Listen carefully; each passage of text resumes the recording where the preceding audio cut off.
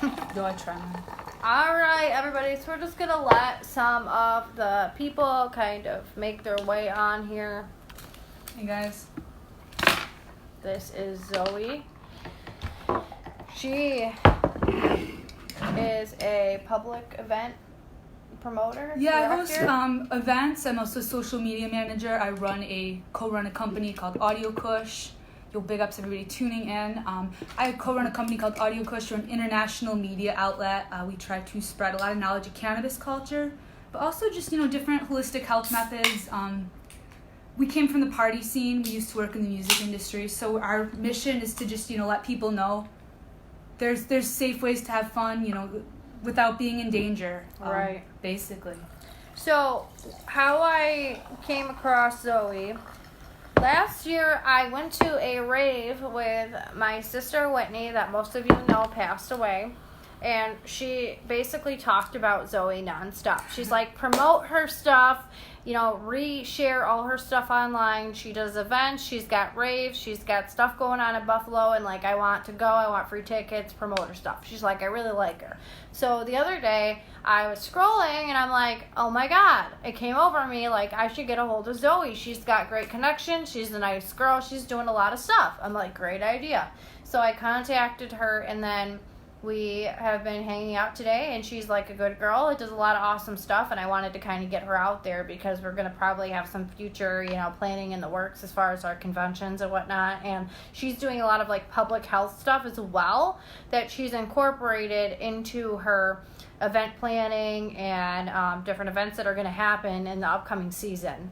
So, do you want to talk about what's coming, your first upcoming event that's going to happen with her? Yeah, certainly. I know Bree was saying, I met her and Whitney through our event last year. We work as a international media company. We do events in Buffalo. We're from Buffalo.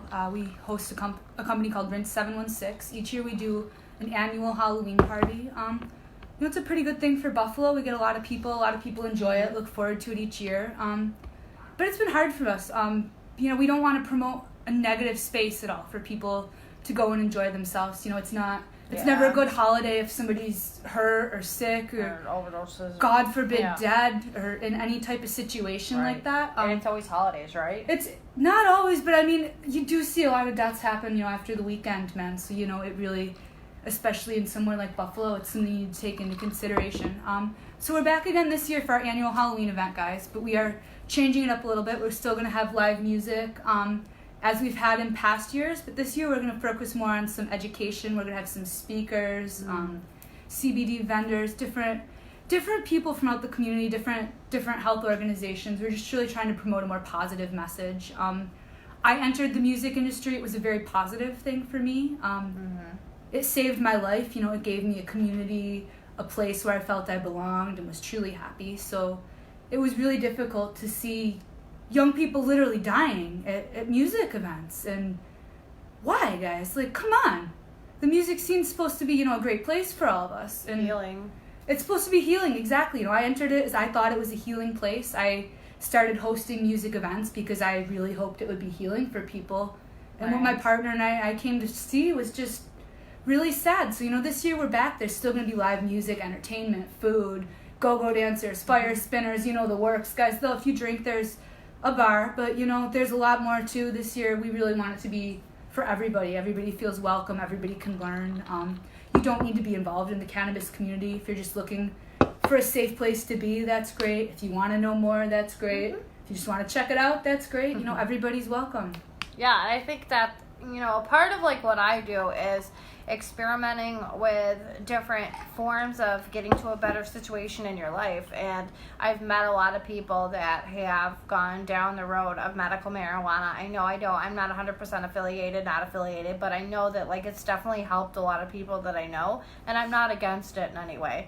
I know for some people that are addicts, like myself, it might not always be the greatest idea, but for some addicts it works, Everybody's different, guys. That's why education is really important. I just think there's so many alternatives out there depending on what you believe in. Right. So just be informed, so you can make your decisions. So you don't think there's just one route out there, because there's really not. There's a lot really hopeful paths for people. And that's what you do. She educates people on all their different options as far as like, cannabis, culture, that type of stuff, and like basically kind of letting them know what's going on in society today with it, how it can benefit you, how it might not benefit you, everything in between and all the good, because we want to kind of switch from a pharmaceutical approach to a holistic approach and a wholesome approach. And holistic actually comes from like an internal healing, like whole healing, not just using medicinal options, because when it comes to healing, there's a lot of different aspects, which also just has to come with mental health and taking care of yourself. That's a huge one involved in the whole process of healing. And I think that she does a lot with education with that as well. So I'm going to get you introduced here because I've already jumped the gun like usual. So, what is your name, your age, and where do you live? Okay. Hey guys, I'm Zoe. I'm actually from Buffalo.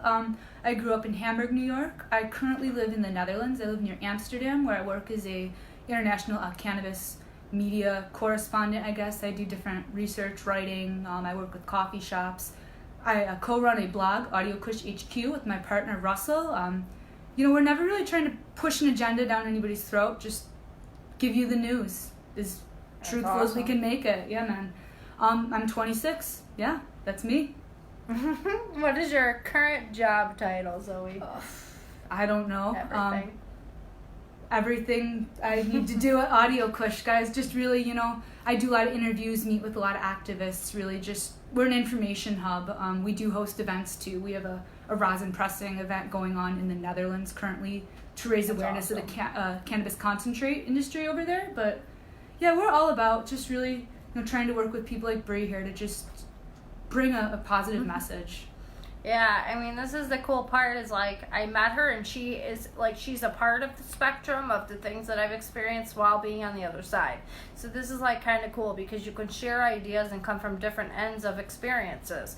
And that's why I was like, oh, she's going to be a great person to bring on my interviews as well as, like, be a part of hers. And this is why, like, I tell people to branch out, meet people, talk to people. It is never going to hurt you to meet people and talk to them and network. It's not going to hurt you at all. It's so beautiful what I've found, like, since I started really, being proactive about bringing positive changes to the community and the people I've found. Some of the people I've known for, like, the rave industry or the party scene or what have you. And sometimes you're reluctant to approach people, but some people just have such beautiful stories. You never know who's going to be inspired by something and want to be working towards change. I'm just incredibly proud of what I've seen in Buffalo. I think this is just a really fine example. Thank you. Yeah, of course, sweetie. It's awesome. I know that she was talking about earlier about how, like, she lives in the Netherlands now. She made a big move, and how, like, they live in a world where everything is kind of, like, shoved under the rug. There isn't a lot of bad. There isn't a lot of pain, and we learn from pain and whatnot. And I think that it's really cool that, she's here in Hamburg, but she lives in the Netherlands and has experienced that. Hi, Angel.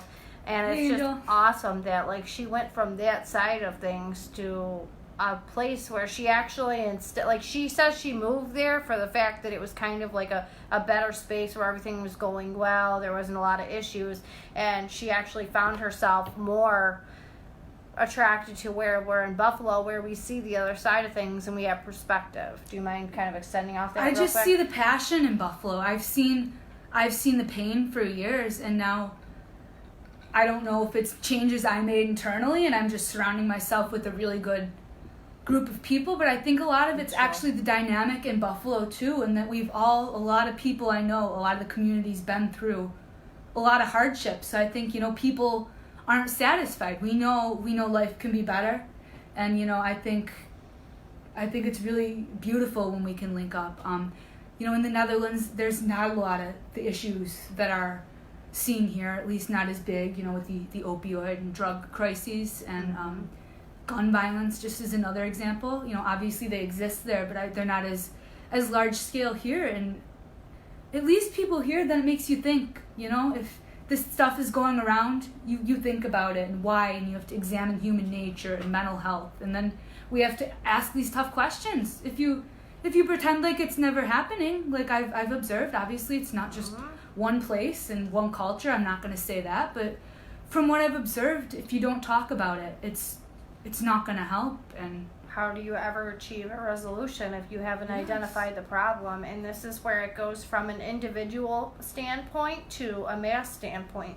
You start with one individual who will not identify a problem, which turns into a huge issue, which eventually that person's life collapses. It's the snowball. It's the snowball effect, right. And it takes everybody down with them. And I'm sure they'll end up with something to do with that at some point, where the people that are suffering are not getting the correct help nor the correct education. So with that happening, I mean, I haven't been there and I don't know, and I probably, hopefully will get there someday, but who knows. But, you know, it's one of those things that if we avoid everything that is bad in this world, we will not be able to make it better. And then when we face that same issue, we want to know how to deal with our kids dealing with it and whatnot. It's important. The kids, like, I moved there wanting my kids to grow up in a peaceful place and not be exposed to anything painful. But I've come to realize I want them to grow up to be compassionate and aware and not blind. Like, I want them to take their blinders off. So I think, you know, that's just something we need to be aware of. There's a lot of pain here. You know, we really do live in a community where there's statistically a lot of pain, man. It is. But at least we can talk about it and be aware and realize we're still here and keep going forward. I think that really needs to mean something. Right, and be a part of the solution. That's huge, and that's like why we're here. It's why we do this. This is why that we should be willing to experience things and learn from them.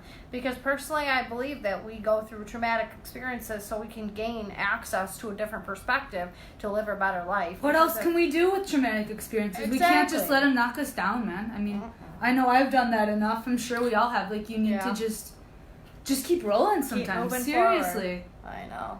Easier said than done. Right. I know.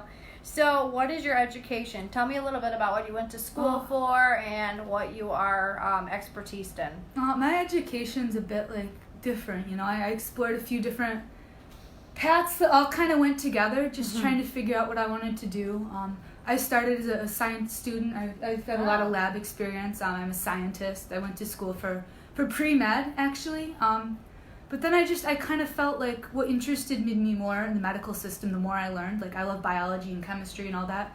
But I was really interested in what was going on in people's heads. And I observed as a doctor, you know, a lot of doctors weren't getting that time one-on-one with patients. And I knew if I was a doctor, unless, I mean, I'm sure there's ways I could have done it, but in general, I would be left wanting more. I'd be giving somebody a pill or saying, you know, surgery, but bye. And I don't like that. I like being there for people.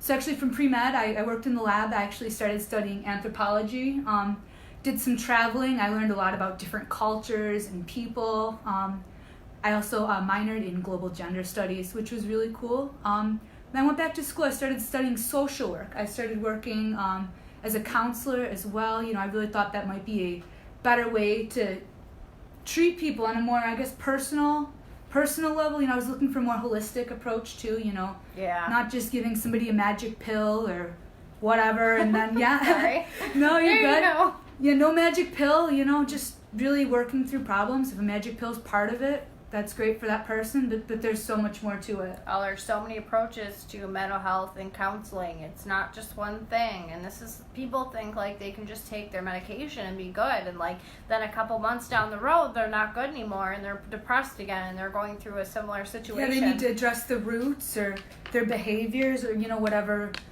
else is going on, because it's never just depression. I mean, even if it starts with just depression, it's going to cause other issues in your life, you know. Hopefully not big ones, but no. And it's our cycles too. Whatever cycles we find ourselves in, if we don't break them and identify them, then we find ourselves in a future cycle. I know a lot of people would get put on medication through their doctor and then they would feel like they were fine, so they'd come off it and then they would go through another mental health relapse and be back on it.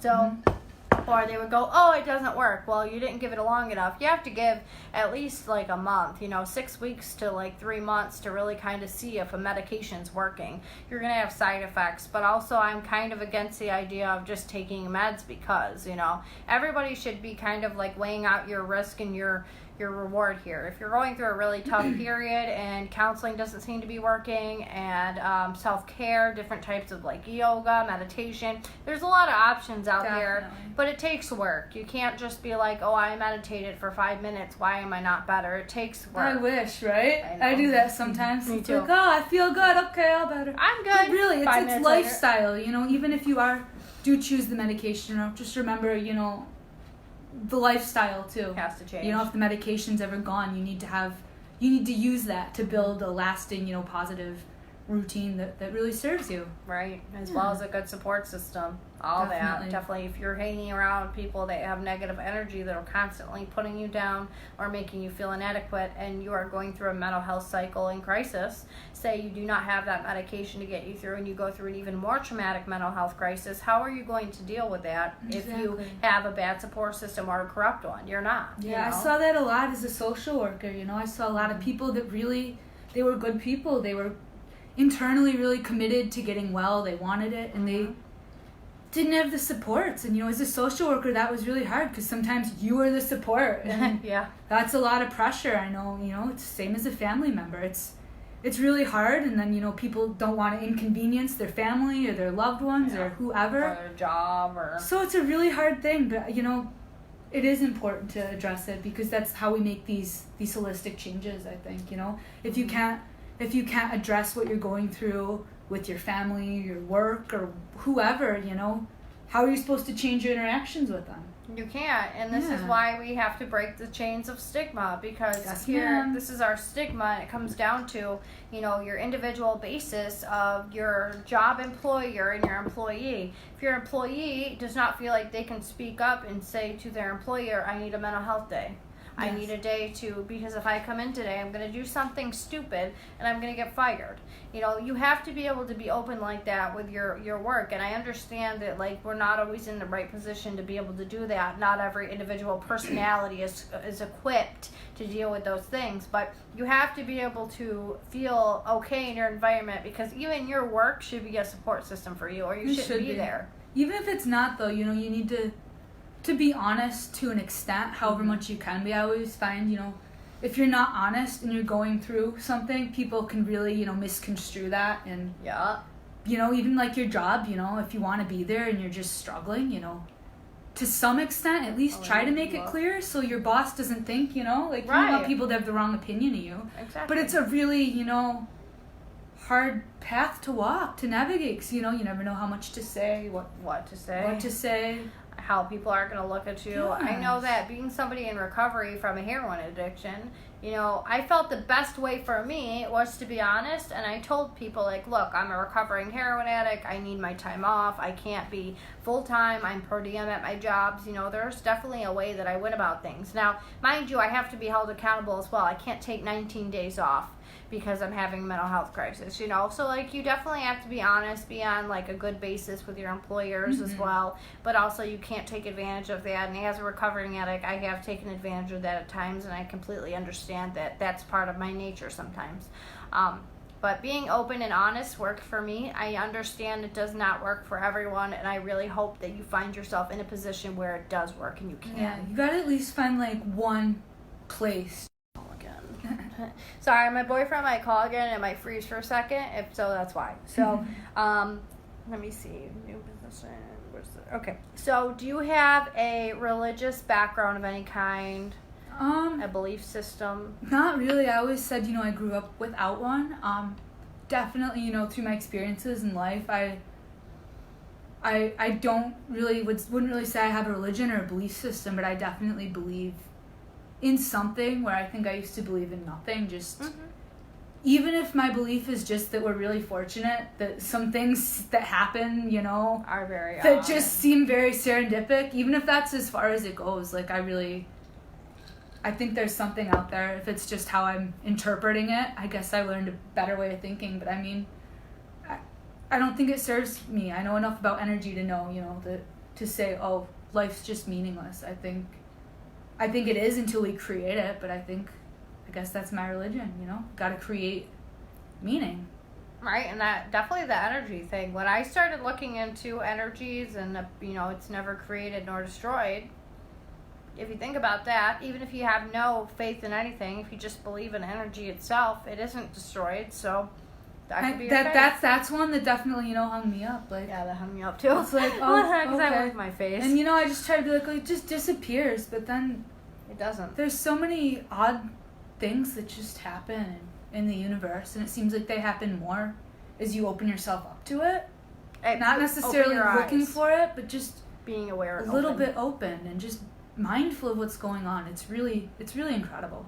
Mindfulness can change your life completely. Don't even get me started on mindfulness. It's so big. Just paying attention to being alive, paying attention to taking a shower, doing your dishes, like just basic things that we put ourselves on autopilot when we do these tours or these tasks or these basic ADLs. The thing is like when we start to actually feel ourselves go through the motions and use our bodies and commit to a process, that's when we start to actually get the gears turning in our brain, and it really it opens that third eye. It so does. It definitely does.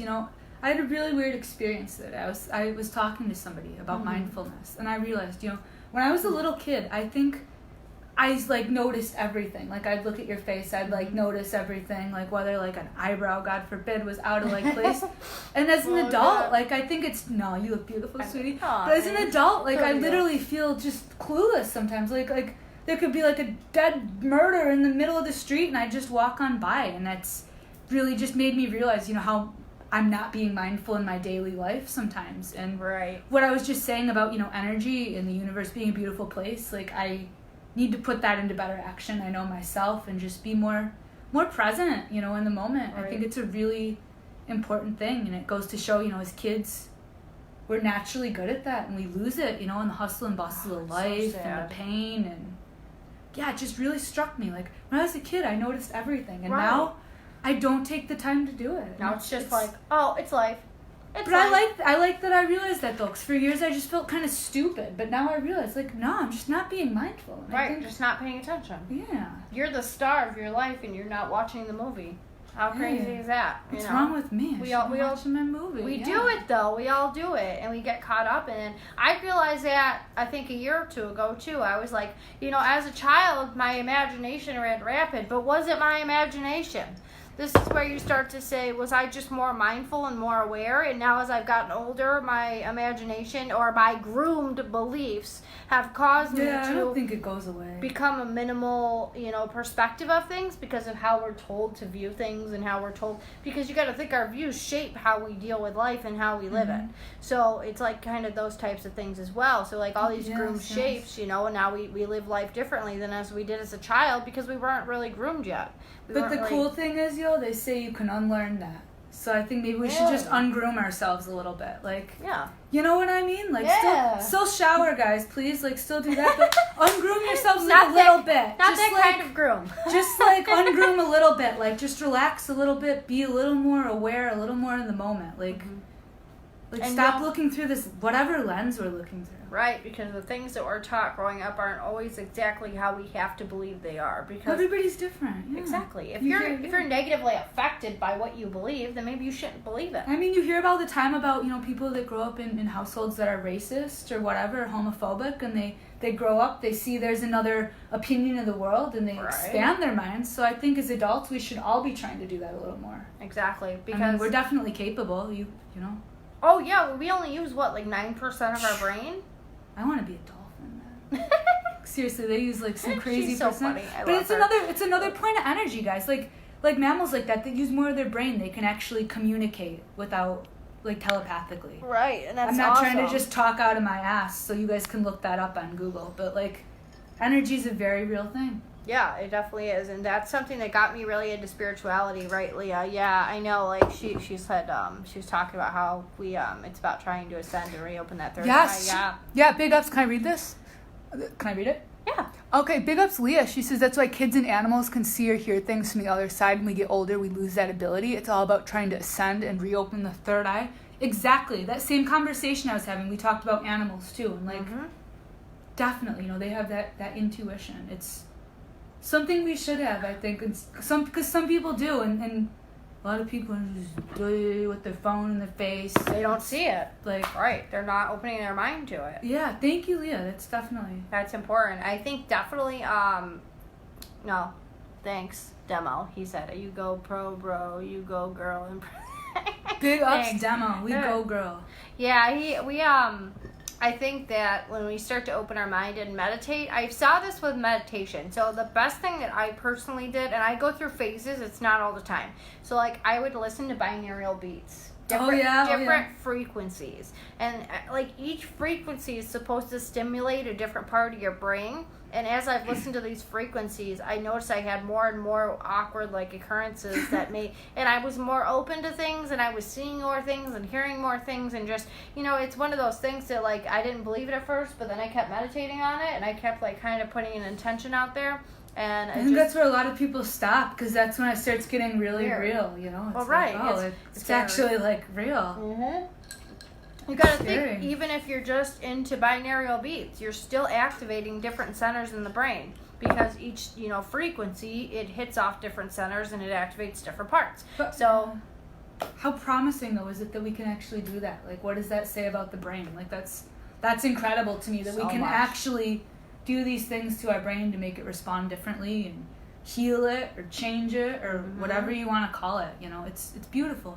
It's awesome. And the thing is, they don't want us to know this. This is something that anybody that has a higher amount of power, they want us to remain stupid. They want us to remain uneducated. They want to give us the least chance at being able to fend for ourselves and become aware. So I think that's my personal opinion. I don't know. But I'm saying that in general, the more we open our brains and the more that we take care of ourselves and advocate for our own education, educate ourselves, we stop getting in that bias like what we were taught as kids. Because what we're taught by like teachers and all that stuff, they have an agenda that's like given to them. They have to teach certain subjects, regardless of how they feel. There's still like certain things that we are if you think, there's certain things that we are taught, and as we go through life, we have to learn to make our own opinions of these things and open our third eye and all that other stuff. I love teachers. Teachers are very important. Like, don't get us wrong, guys. They're very important, but like, and they're awesome.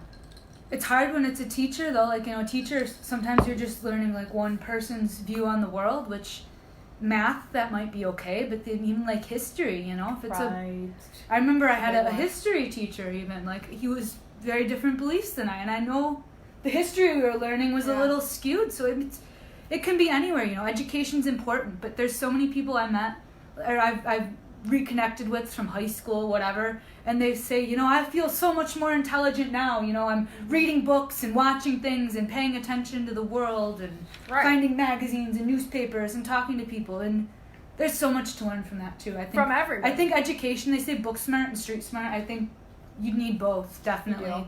I'd say like 50-50, but you need both. Like, I think it definitely helps to be street smart as far as being aware of your surroundings as a human being. I think it helps with mindfulness. I think a lot of street smarts is mindfulness. It does. I don't want to say book smarts isn't, but maybe it's not if you're just reciting what's been, taught to you, pushed down your throat. I seemed very intelligent because I could spit out what was given to me. So, my boyfriend's calling me again. I have poor guy. Have to hang up on him. But no, what happens is like, okay, poor so baby. I know, I love him. We'll get back to you soon. But what I was saying was like, so I would seem like I was very, very intelligent because I had this like photogenic memory. I could spit out what I read, and that was it. Now see, now we have 2 viewers because you did that. Okay, sorry. Sensitive. Fourth phone call. So so definitely like book smarts and street smarts are very, very important, and I think that they definitely go together. And because I know when I went into nursing, I was number 6 in my class. I did great, and everybody was like, oh, Bria's going to be a great nurse. Now, I'm not a bad nurse. I'm not saying I'm a bad nurse, but the first, 2 months, I didn't know what I was doing. I was like, oh, my God, what am I doing? And I was so scared and anxiety-ridden because of the fact that, I only had book smarts. So it's really important to incorporate both into having a healthy living and being really aware. So, that was the problem I had in college when I would watch, some of my friends, with their professions, it would all be library. But no real experience. That's great, but it's they didn't even have the real experience to explain the concepts they were learning. So it's they could literally, recite pages out of the book, which is great, which is totally great. You retain that, and I have a lot of useful information from books, don't get me wrong, but like, where's the application? Like, cool, you can explain this to me, but can you do it? Or if I came to you with this problem, could you really understand it? Like, the real world is so important. I really, you know, I've worked with some really educated people and some really uneducated people, and I've learned at least as much from the uneducated people, honestly. I agree. There's something to learn from everybody. I used to think that I was supposed to be around the educated people, and those were the people that were good and were high class and knew what was going on, and were the people that were, you know, the equipped in the world and blah, blah, blah. Well, truthfully speaking, I found more compassion in people that have lived through, you know, bad and good experiences and have learned how to use those to their advantage regardless of education. So, you know, definitely keep an open mind when it comes to who you're meeting, because you don't know, that person who has no education might have lived through so many different objective experiences with an open mind that they have more education than you'll ever have. And if they've somehow lived through something, you know, really traumatic or hard and heavy, deep, karmic, whatever, and they're still coming out of it as a good person, and they want to learn more and they want to talk to you, and that's a really incredible thing, you know, to be able to come out of such a hard experience and still be willing to help people. I don't want to say be a functional forward. person, but still have your humanity and your compassion and your willingness to learn. A lot of people, you know, just want to shut that off, and they find like a routine that keeps the pain, you know, down low. Yeah, it's, you know, it's okay, but I like diving in it and like figuring it out and helping people. It's important. I love I think, unfortunately, I think I may be a little too addicted to pain. That's an issue. I think that I almost dive too deep into it. It is. I love kind of like all my poetry. I used to write really, really great poetry. And it was like only when I was in tremendous emotional pain did I write beautiful poetry. But if I had to write a poem about like a bird outside, it was the worst poem I've ever wrote. Oh my God, I found one in my mom's basement today that I wrote. It was about a bird and a dog outside. It was so bad. That's weird. I'm talking about a bird. So bad. You're like, but it's true, man. It's so true. You know, but then that's also a really good coping skill too. So you know, don't discount that as well. You know, everybody has their own coping skills that are really effective for them. Right, exactly. People, like when my sister died, a lot of people were like, oh, how do you just freely talk about it? Well, for me, that was a coping mechanism. For other people, that's really not a coping mechanism, and they can't talk about it. They don't want to. It's hard for them, and that's okay. It's perfectly normal. Just know that it's two sides, guys. Like, you know, like she was saying, you know, everybody's different. Some people want to talk, some people don't want to talk. But if you're one of those people that wants to talk, like I'm one of those people, you know, when I'm going through something, I like to talk about it. But if you like to talk about it, just be aware of who you're talking to. And sometimes, you know, people like I've been talking to people, you know, just trying to communicate feelings. And I've had people like, well, I'm not a counselor. It's like, well, I just want you to listen. So just realize, guys, if you're ever, you know, trying to communicate about something heavy, please, you know, speak your mind, find that confidant, but, you know, take care of them too. Realize, you know, sometimes you're giving them a heavy load, and they might not know what to do with it, and it doesn't mean they don't care about you. That's a huge thing too. Like, our loved ones do not always know how to deal with our situation. So if you're somebody who's very, very open, you know, sometimes you just have to communicate what you want from that person. Like me, you know, I could be talking to her and I don't even know her from Adam, to be honest, and I've just learned like half her life. So if I come up and I tell her everything, like I might just say, hi, I know you, I want to do an interview, I want to give you some rapport about my life. It's pretty heavy. Hopefully it won't open up any trauma with you. Yeah, definitely. Because you can always open up somebody else's trauma. Just because you're okay with your own trauma doesn't mean it's okay to open up somebody else's, because they might not be ready to open that can of worms, and then they might go out into the world and might apply it in the wrong way to where they get high or they drink or they go and they numb their emotion because they weren't ready to deal with it. It's really respect, and you know, in this community, whether it's mental health or substances or whatever you're dealing with, you know, it's a really mutual respect. You know, it's really hard. I'm not trying to put like the person in treatment or the person dealing with the situation down, but we all need to remember to have respect. You know, even in our darkest hours, we need to respect people and other people as well. It's not all about us. I think, you know, you really find, you know, if you respect people, it comes back around. It does big time. She said, "You girls are the type I want to go out to dinner with and have a heart. Let's to do heart it. with. I Let's love do your it. vibration." If you're in Buffalo, let's do it. She's super cool. She's awesome. My sister was like, she literally talked about her for like 2 months straight. Like, I'm gonna text Zoe. Did you message her? Did you message her? I'm like, oh my and gosh. I was Her like, sister was wonderful, she's guys. funny. She was so sweet. She was a good I was girl. living overseas at the time, so I unfortunately only, got to communicate with her digitally, and I still could totally, feel her as a person, how good she was. I was genuinely, really fond of her just from digital communications. You can learn a lot from people if you just the feeling. Listen, yeah. Just to connect. And this is like where my sister, like, I feel like I get little pushes from her to like contact people, because like in my own mind, it could be real. I've been seeing you on social media for weeks too, so like it could be a real thing. She's like, Zoe, look at this. But yeah. All right, we'll go back to my questions, because I never actually do the task that I say I'm going to do. That's it. all It right. happens every time I do a video. Okay. So talk to me about your previous profession as a counselor and what you felt happened when you did that job and your perspectives and that stuff. Yeah, I worked as a social worker for several years, a bunch of different roles. I worked with domestic violence, abused women for a bit. Where else did I work? Several places. I worked as a counselor too I worked as a peer counselor on an ACT team, which was with severely mental ill individuals.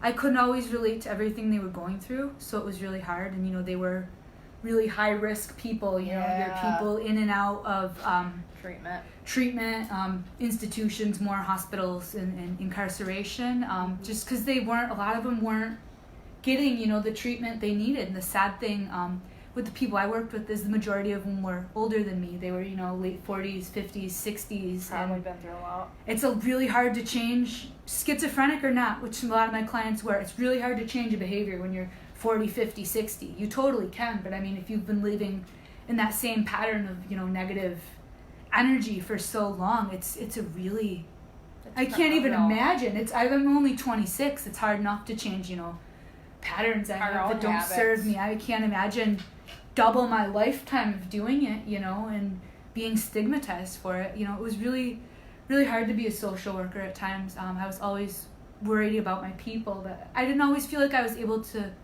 effectively help them too. I didn't feel like there were always programs available for them, or I didn't want to get in trouble sometimes telling them my real thoughts about things. I know I'd hear things that would make me sad, like counselors saying, oh, I don't think this client can do it, oh, that client thinks they can do it but they can't. Like, that makes me mad. you haven't been in that client's head for 60 years. You have no idea what they're going what you through. can do. You don't know anybody else's reality, so I think it's really horrible to say what somebody can and can't do. 100%. I mean, to an extent, like obviously, like I can't murder Bree right now. I can't do like stupid things, but like you can't tell people what they can and can't do. If somebody has like a dream and you think you can discount that, you really can't, because that could be doing a lot of harm. Exactly. I remember this is like a huge thing. 4 years ago, I was like on the streets of Florida, panhandling, asking people for money, coming up to people and saying, oh, I'm broke, I'm living on the streets, hand me money. That's pretty much what I was doing. And did I have dreams? No, I didn't even have a future at that point. My life was just a big black hole of bullshit. And a lot of people would have said to me, you're going to go nowhere. You're not going to do anything with your life. You're just a useless drug addict that probably deserves to be homeless. And that was things that I heard, and I told myself that at times. And I just proceeded in this cycle of bullshit because, 1 second I would be shooting heroin under the Tri-Rail station. And then years later, I'm a nurse. I'm now creating an organization where I'm going to help people. This girl's awesome. Like, oh my God. It happens. You can do it though. This is the thing. And like, I remember at one point I was sitting in jail cell trying to understand other people's perspectives on life. I was actually taking down like their demographics and their different information. And I was trying to figure out what got them to jail while I'm in jail myself. And I was doing a survey. It was hilarious. And I thought to myself, like, if I get out of this, like, I'm going to be one lucky biatch, you know what I mean? Because, like, I knew, like, I'd put myself in such a hole that it was either, like, I was going to get out of it and be okay or not. Like, somebody told me, they said, you can still be a nurse. don't discredit, what you can do based off of your past. And I remember thinking to myself, well, I don't really know if that's plausible, but I'll try. It was kind of like, well, I'll see where I can get with it. I know that I have the potential to do it, but am I going to be allowed in the eyes of the law, in the eyes of the state, as far as like what had gone on in my life previously? Are they going to forgive me? And this is where it comes to the segregation between different people. So like me as a young girl that was 20 years old going through different charges, I was allowed to, be, okay, we're gonna get rid of all your charges and let you live your life. But now the 40-year-old man who's been through the legal system, for maybe an original charge of marijuana, who's now cycled out of the legal system because he couldn't get a job, so now he's been selling drugs or whatever, and now he's back in jail, and then it's a felony, and then he's back out, and it's again. This is where the legal system is a little bit corrupt, because somebody like me who got that second chance at life, that 40-year-old man who got charged with a bag of dope like marijuana, not heroin, but marijuana, like might ended up have ruined his whole life. You know what I mean? So that's like where we kind of have to be open-minded, and if we find ourselves in a position of power, do not abuse it. It's so true. I don't want to get into race or anything, but if you look into that, it's a whole other completely, it's this really, indiscriminate, just, I don't get it, man. I'm glad you got that chance, because nobody's ever just a drug addict, guys. Nobody's ever just mentally ill. That's a really, really messed up and wrong thing to say. Yeah. Nobody's ever just a drug addict. Nobody's ever just mentally ill. Like I've never not seen people as people, so I don't get that, honestly. It makes me so upset that people can actually see people as just, that's like some like subhuman like leech. No. Nobody's ever just a drug addict. Nobody's ever just mentally ill. No, and they're suffering. Addiction is mental illness. And that's what we don't understand. And like what we think of as mental illness, might not be me. It might be that homeless man on the street that has a crack problem that you think of as mental health and addiction. But would you look at me and look at me as a face of addiction? No. I think that just hurts the movement, because then it's like, what do people like us do, guys? Like, what do people like us do that don't fit in any type of mold? We're not on the streets. We have these stories. They're so heavy to tell. A lot of people don't want to hear them. Nope. What do we do? How do we redefine what it is to be an addict, or break the stigma, somebody with a mental illness, or whatever? Like, how do we do that? Because I don't think it's fair. Like, I know you think mentally ill. We all do, think about those stereotypes, and I think that just stops us from addressing the problem. Like, if you always look at somebody as an addict as just some bum on the streets, you're never going to look at your own sister or your daughter or self, God forbid, guys, and really make the change. It's really heavy. It's a really heavy thing to do, and I think somebody like you who's able to do that really should be commended.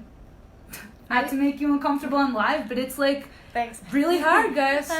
I think that we all are capable, though, and I think that something that I do that's actually wrong is I label myself as an addict, and I think that, yes, it's helped me to find a passion and a goal. I get that part, but on the other end, I am not just an addict. I'm actually not one. So, like, for me to call myself that, I'm actually addressing myself as something and putting a label on my face. Exactly. Now, we don't need labels, okay? This is why we don't label religion. That's why we don't label anything like that, because once you add a label, you're making a person not a human anymore. Exactly, yeah. And that's wrong. And that's why labels are bad, and this is why we're trying to break stigma, because when you go out there and you label any type of these things, what you're doing is you're discrediting anything that doesn't apply to you, and that's completely wrong, because that's how we create isolation from one another, and we don't come together as a community.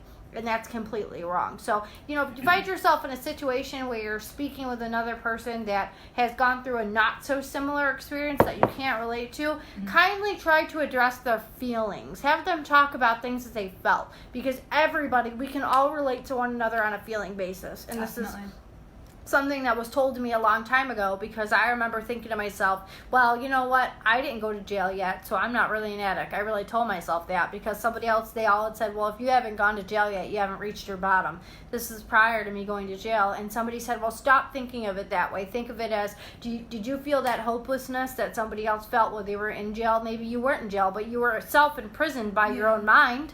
So who's to say that's not the same feelings? Exactly, everything isn't like one of those quizzes on Facebook. Right. Like, oh, am I an addict? Oh, Right. well, you answered 7 out of 10, so you might be, Don't label yourself, guys, but just keep that label somewhere as like a point of reference, Keep note of it. Why am I inclined to label myself this way? And just use it to empower yourselves. Right. And to find something that you're passionate about. It doesn't have to be about addiction or mental health. If you're just passionate about helping the community, you can find that niche that's for you. Or music, or art, or animals, or Everything. fashion, There's like whatever.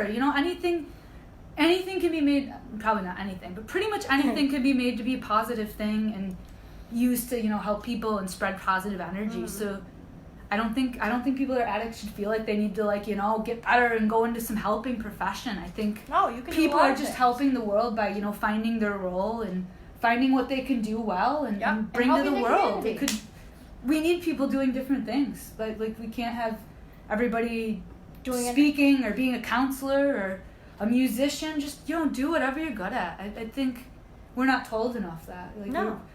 Gotta be like a doctor or a lawyer or else like whatever. But I think the most meaningful thing for the world is when people really do what suits them. What they and love. Sometimes it comes out of a hard experience, but if they do better work because of that, I don't think they should be discredited. Like you as a nurse, like clearly that's your passion. Your story brought passion to your work, as did mine as a social worker. So if it inspires you in your work, I think it's a really good thing. And I also think we have stepping stones, like, you as a social worker, me as a nurse. Like, I think that my being a nurse is a stepping stone for me to a higher purpose, like maybe speaking and doing like this. Yes. So this, like, I love helping people. I feel like I could work in rehabs. Like, that's definitely my thing. I feel like you, with your love of music and like the cannabis industry and like education and all these things. I like to educate, definitely. If you love to educate, keep educating. You know what I mean? So like that for you, I think is important because that's social work gave you that perspective you needed to get where you are. I realized, there wasn't enough education. I mean, there's tons of great education out there. Don't get me wrong, but I felt I could contribute more. I felt more good information. I felt there were just, there, even to make it personal. Like myself, I know there's education out there that I've wanted, supports I've wanted. So if I can use that, to give back to other people. So maybe, in 10 years somebody's not in my shoes and they don't have to walk down as hard of a road as me. That's for the best. That's all I can do, and to help them. And I don't think I don't really feel like I need to be a doctor or a lawyer anymore to do that. I think quite the contrary. I think there's so many ways we can help people without having any type of PhD or which is great, but it helps. But it's not everything. I think it makes people think that their goals are unattainable though, when it's not. And if you want that PhD, that's great. You can literally get a PhD in anything. Like, go for it, but. Just do what you want. Just do it right. And just keep learning, and you'll go from there. Educating yourself. Keep reading books. Keep being open-minded. There's so much more to life than your 9-to-5 job. And don't get me wrong. If you love your 9-to-5 job, keep doing it. Keep, learn how to get better at your 9-to-5 job. Yeah, you need to grow outside of your 9-to-5 job, though, so you can be present in that job and in that moment. If you're not taking care of yourself and you just love your 9-to-5 job, then what about everything else? You're gonna burn yourself out. Like, I don't want to say, like, seriously though, you'll probably burn yourself out. A lot of nurses do it. A lot of social workers too. I had a lot of like compassion fatigue for a while as a social worker. When you're always just giving, wanting to relate to them, wanting to be empathetic and get in their shoes. It's tough, Scary. Yeah, I know it is tough because if you're constantly giving and not giving back to yourself, in the end, like if you do not have a strong enough support system, then you're only weakening your own foundation. Yes. And it's really scary because at the end of the day, we see a lot of nurses that go into healthcare and they come in with this great attitude. They're like, I want to run out and help all these people. I want to be a part of this process of the dying. I want to do this and that and the third. Well, the thing is, at the end of the day, if you're working 70 hours short-staffed, a lot of times people get burnout in order to cope with the burnout of A, not being with their family, B, not, getting enough rest. C, not, feeling like they have enough communication with the outside world. They're not giving themselves any self-care. A lot of times they end up using drugs.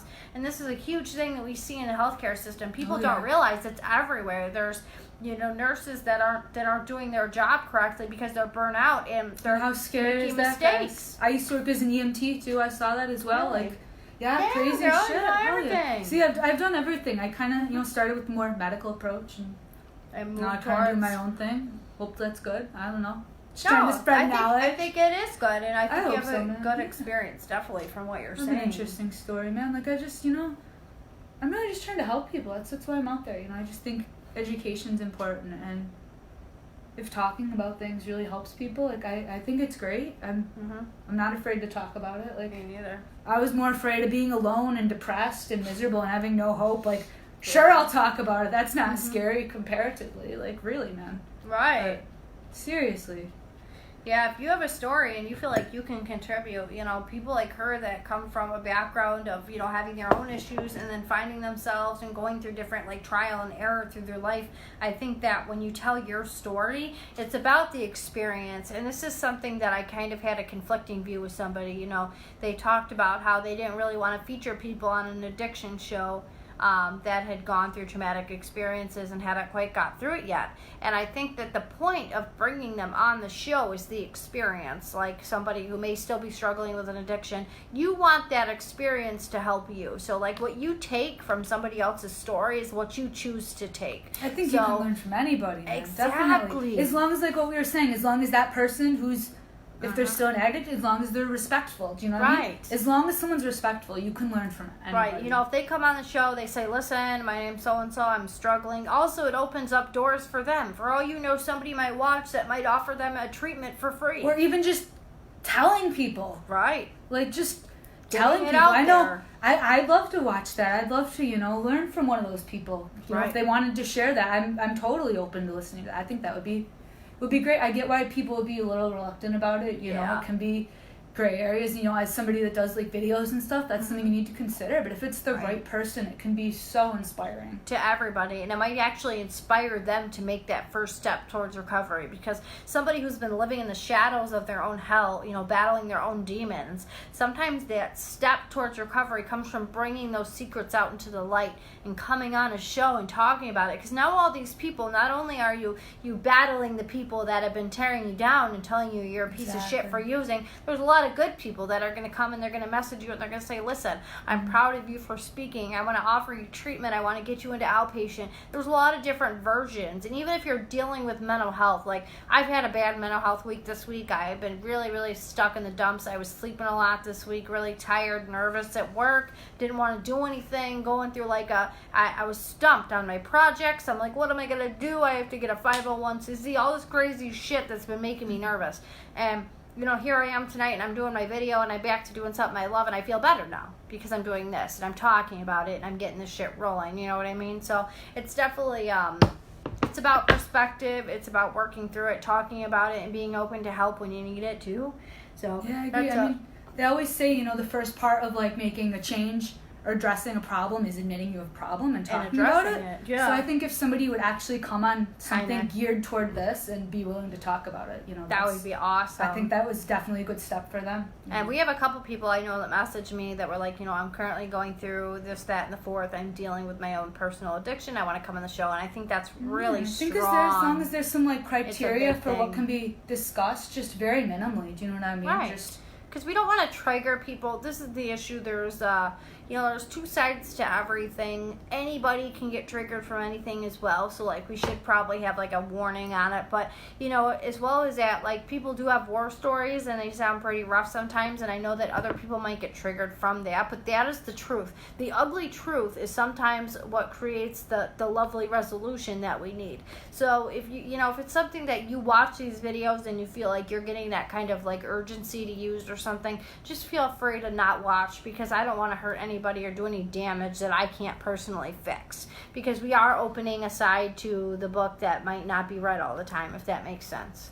So we're all different. We're all coded direct. We're coded differently. It's not a bad thing. It's hard though, because some triggers though for people are completely random things. So even, you know, it might not be talking about it. It could be a blue car or a cup of coffee or a certain bar or the way a certain person looks or a hairstyle. Like, it could be anything. So it's anything. It's a really hard thing, you know. Like, we never want to do harm, but you have to be equipped to deal with life the way it is and know your own triggers so you can avoid them yourself.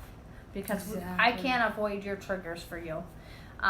So tell me, Miss Zoe, how do you deal with your own mental health crises, and how do you address your own mental health when it comes? I've been focusing a lot, like I've been saying, on mindfulness. I think, you know, I'm always one of those people that's always worried about the past or the future. Yeah. When I can control my future to some extent, obviously, but a lot, I think. But my past, you know, I'm one of those people that dwells, so I really just try to bring myself more into the moment. Honestly, you know, the thing that helps me most, though, is just going out and being around people, you know, socializing people, observing people, you know, it just shows you how much good there really is in the world. You know, the majority of the time, even if you're just walking down the street, you know, I live in a neighborhood where there's always people about, always saying hi. Like, I'll just walk around and people will say hi to me and I'll say hi to them. And seriously, guys, sometimes that's really all you need. Just a reminder that there's life out there and there's other people that would probably be there for you, even if they didn't know you. Like, if you really needed it, you know, we're never really alone. Like, there's always good people in the world. Like, I'm not saying it's okay to be alone and all that, but like there's always people there. There's always people out there with a good heart, and it's easy, you know, to just be home alone and think, oh well, I'm alone, whatever, I don't have friends, or I don't want to be with my friends, or I'm depressed, or there's always people out there, you know. And that's a part of the negative self-talk and the disease that we tell ourselves. We always tell ourselves we're so alone in the world. We have nobody. I'm sure you've been there where you've been up in your bed telling yourself nobody gives a shit about you. That's not true. There's people out there that you don't even know that care about you. And I know that it's hard to make that initial step to contact them, but this is where, like, the suicide hotline comes in. All those different resources, utilize them. Even online chats. There's online chats. I think that's really awesome. I mean, because then, like, you know, they don't get your name or your phone number. I mean, some of those places don't anyway. But, like, you know, it's just, like, another layer of anonymity. And people like to say things over the keyboard, you know, that they have trouble saying. Right. Sometimes. So sometimes I think being behind a screen is easier. Definitely. All right, Zoe. Well, I'm on probably 15%. I got to figure my way out of Hamburg. But this has been awesome. We are going to have a continued partnership, probably do some stuff with AudioKush. Yes, our company, AudioKush, we have, like, a blog online. Like I said, we host events. I also do interviews. So hopefully I'll get to interview this lovely lady sometime. But yeah, you know, we'll be working together, just kind of spreading awareness. Really just, you know, I think she has a very different message that goes really well with, you know, our message. Check it out, audiokushhq.com. Why not? You know, but I think really we can show, you know, different people from completely different stories and backgrounds and everything have a lot in common, and really, you know, been through shared experiences. Like, I think we're completely different people, but we have so much in common, and I just feel a shared energy with you. It's great, you know. It's but I felt it with, you know, people that have been in these situations and have really, like, empowered themselves. I think, you know, empowered people can just do that, just work more together and empower each other. So I think this will be great, guys. Definitely, you know, a lot more coming from us soon. Breaking Chains and AudioKush. Super excited. Definitely super good partnership. I'm going to be teaming up with also AK Tattoo and a couple other people. We're going to have some tattoo fundraisers, benefits. We're going to be doing possible talent show. It's a thought in the making. I love that idea. I think it's, you know, a good, great safe place. It's going to be fun. We're going to do, like, I'm thinking if we can find a building to sponsor it, we're going to have where people pay maybe to be a part of the talent show. They can sing, they can dance, they can do whatever they're good at, play some music. Whoever wins might get, like, a cash prize. We'll do, like, an entry fee. We'll have some vendors, some music, maybe a dance after, who knows. But we're going to figure something awesome out. Thank you for being a part of me. Please follow Breaking Chains and AudioKush HQ. AudioKushHQ.com. Please follow her as well. She's a part of a big community of people looking to change how we view the holistic version of medicine, because there's a lot of different medicine out there, and it isn't just what you think. Do your research. Everybody's different, you know. If you know of 100 options for yourself, right, at least hopefully one of them will work. So, you know, just don't give up, guys. You know, there's hope out there. There's options. I know personally I found it in the weirdest places. Yeah, so, you know, sometimes even when you're not looking for it, it just comes about, guys. So just, you know, be really open. Educate yourself. Stay strong. Yeah. I know it's easier said than done. We live in a hard world that wants to shove us down. Don't let them. Be open, listen, educate yourself, and help the people around you. Yes. You are your biggest advocate, and anything that you need, you can get in this world if you put the work in to get it. And we will be featured many, many more with her to come. A lot of other people. Thank you for watching. And please follow Breaking Chains, The Whitney Project. We are definitely getting there. We are getting there. We have a 25,000 person outreach as of yesterday.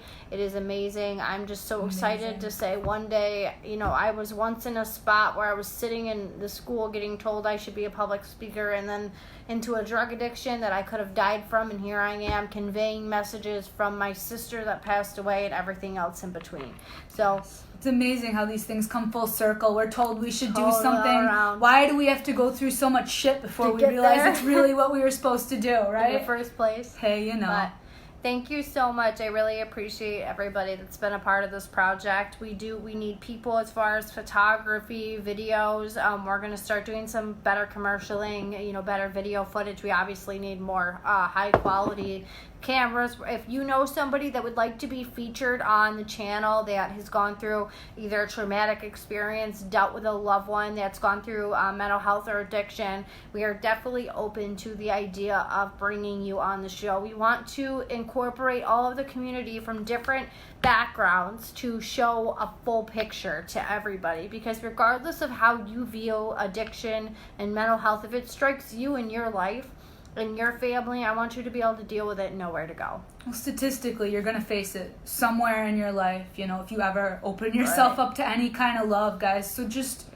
be aware and hope it never affects you, but it might. Be aware so you can be compassionate when it does, or you encounter it, you know? You want to be that good support. You want to be that support system to the people that you love, so that you don't find yourself in a place where you felt like you could have done better. And I promise you that if you open up your heart and you love wholeheartedly, there is no better than you can do. Thank you. Hi, guys. Thank you. So I'm like using the